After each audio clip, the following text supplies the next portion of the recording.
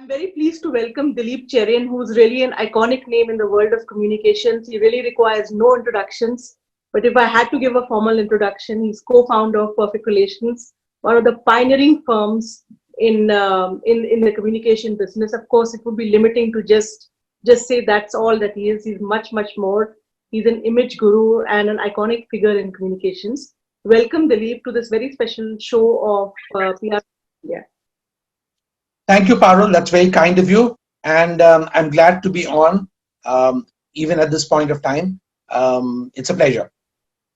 Thank you, Dilip. My first question really is about this very interesting 24/7 war room that Perfect Relations has set up. Before we get into what do you expect to learn and emerge from that, what really prompted you to have this kind of approach to supporting clients at this point in time? Um, we are really a lot by design client-centric. When we noticed that uh, more than 3 clients were asking for very quick turnaround and not just ideas but also creative content uh, around the crisis they were facing, we decided it was actually war, and it made sense for us to look at creating this war room and setting it up in such a manner that top level talent from across Perfect Relations network of 17 offices could actually come in as required, and at no time was it expected to be a scheduled thing, but it would actually be something that you pulled out of your schedule because there was a client need. So, based on what you're hearing from them, what are their primary needs at this point in time? Um, I would say that they are looking for 3 things. One is a higher level of alertness about an environment which is changing very fast. So each day is brand new and it is not working according to the schedules they had set up earlier. So, for example, if a company was planning to do um, an IPO, for example, they recognize that whatever the constraints on the red herring prospectus, etc., it was time to recalibrate and make sure that new data and new material could be put out there so that people would know that besides the delay on account of COVID, the ability of the company to cope very quickly. So very acute uh, and trained people to look at environment scanning was the first and biggest thing they needed.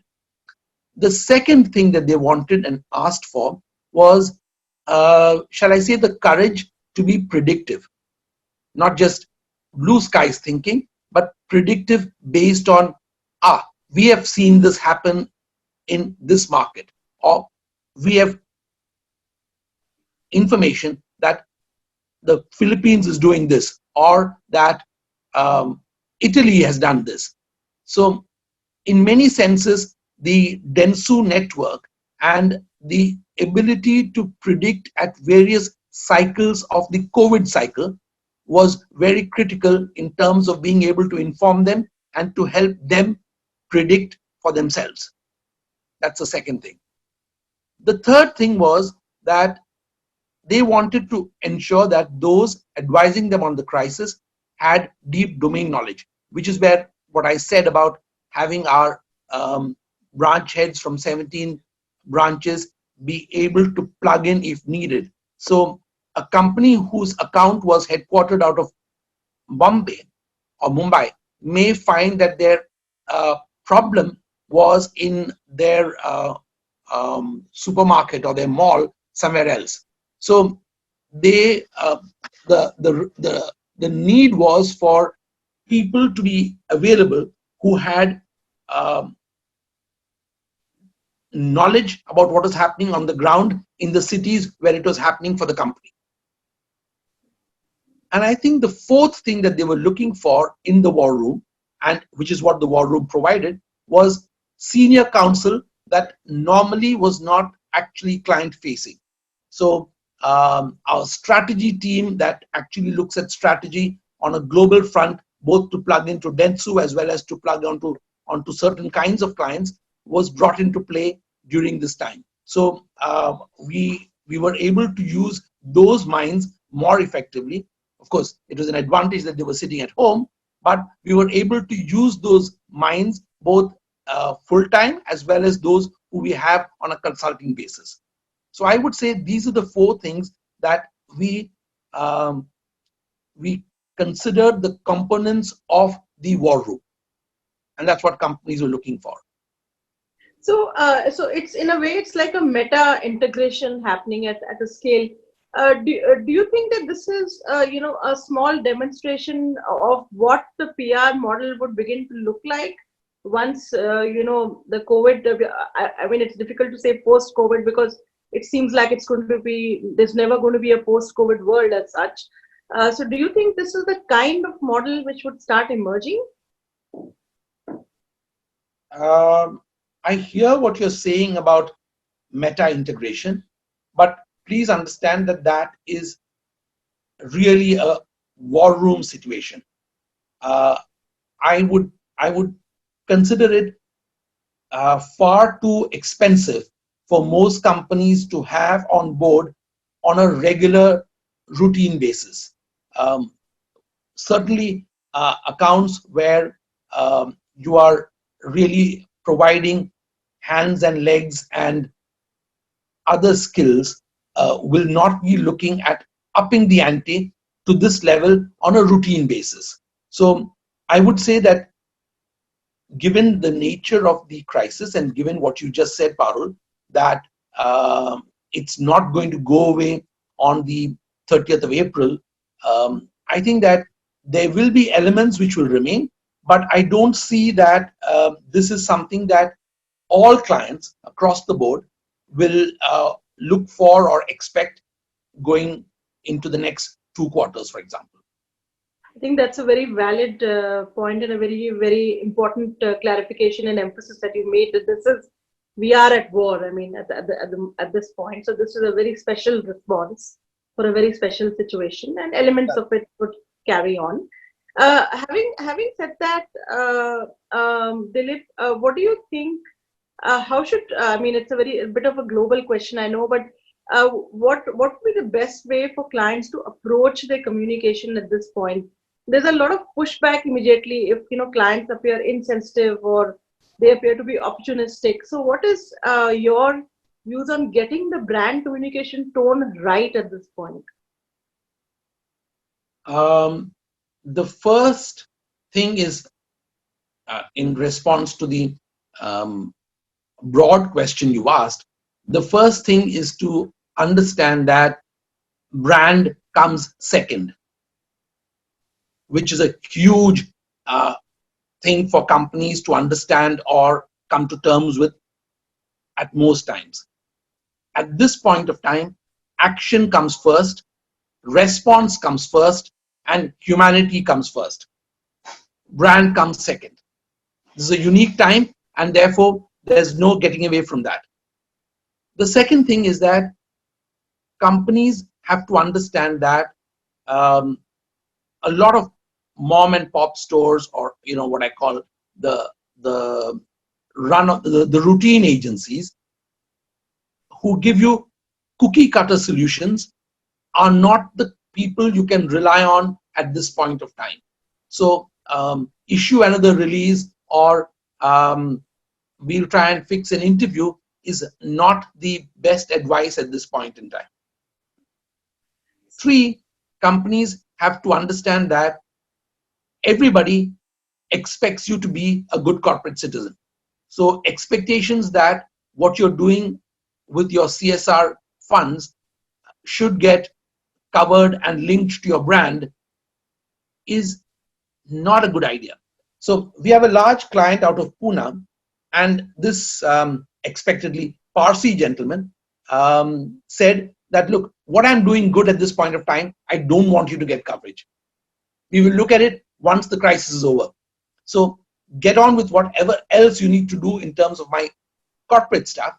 But what I'm doing with my right hand is only for the people who are recipients to know and nothing else. It's not part of my brand. So it's part of me.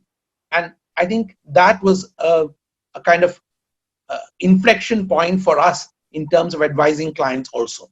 That somebody as astute and seasoned as him could see the difference and was himself providing the pushback to what I call the cookie cutter solutions. So, it's really back to ethics. Don't let the left hand know what your right hand is doing. It's really back to the ethics of being human is what you're saying.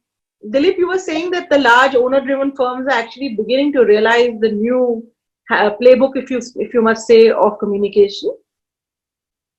The new playbook of communications, as you said, is sometimes and justifiably so owner-driven at this point of time. They are seeing that this is no time to just get the routine stuff going, or that the push from their colleagues below them is not something that needs to be responded to and would actually be disadvantageous to them. That is the discovery, that being seen doing the right thing is no longer the smart thing to publicize. Thank you for explaining that, Dilip. You did say that the cookie cutter approach will not work, and the mom and pop stores would have to up the game considerably. That kind of approach. Do you have any suggestions to offer the mid-size and smaller firms on how do they up the game, coming as it would from a very senior communicator as yourself? I would say that the tactics for survival for that range of companies would be probably 3 or 4. Let me just count them as I go along. One is cutting costs even more than they've already learned how to. So they will have to recognize that that additional space they are having, or those extra runner boys, may now be a luxury. So cost cutting is going to be pretty brutal, and it's going to go right through the industry.